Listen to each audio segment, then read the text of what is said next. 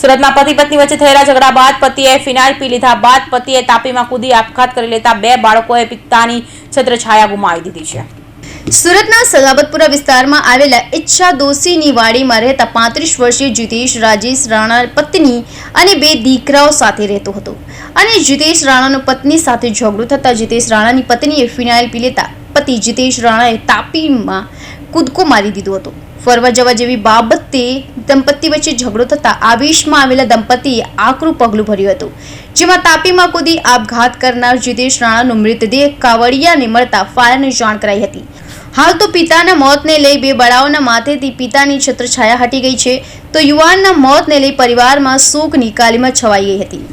मारा भाई भाभीना अंदरनो झगड़ो थयो हतो, હવે પગલું ભરી દીધું છે, પગલું ભરવાનું નહીં, બચ્ચાઓ રખડી જાય।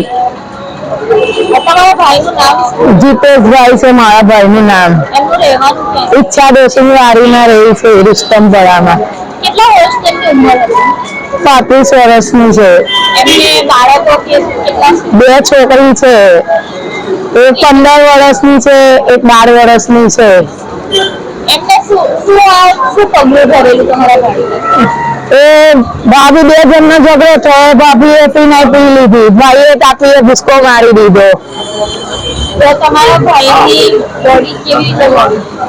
એ અમે રાતના તો બહુ શોર્ટ કરી, મળી તો નહીં ગમે, કઈ કાવડિયા તો આવ્યા હોય 3 વાગે, તો એમને પેલી બોડી પર પુતલું જેવું દેખાયું, એટલે એ લોકોએ પછી ફાયર બ્રિગેડ વાળાને ફોન કર્યો, એટલે એમને બહાર કાઢ્યા હતા, પણ અમારી પર ફોન આવ્યો 3 વાગે કે આ ભાઈ મળી, બોડી મળી છે, તમે જોઈ જઈએ આવીને।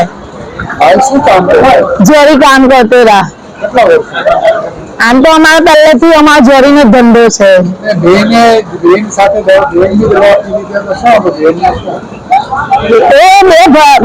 ઘરવાળાઓ એ લોકો મેટર માટે ઝઘડો થયો હશે ફરવા જવા માટે।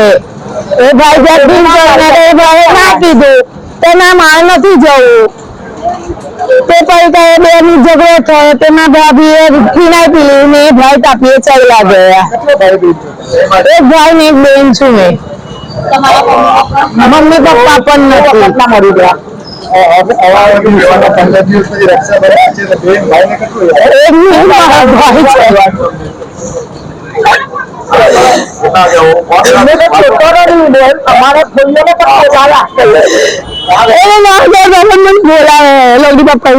ભાભા હોય તો પણ બોલાવે, એકને પપ્પા નો સહારો હતો, એ પણ ચાલ્યો ગયો।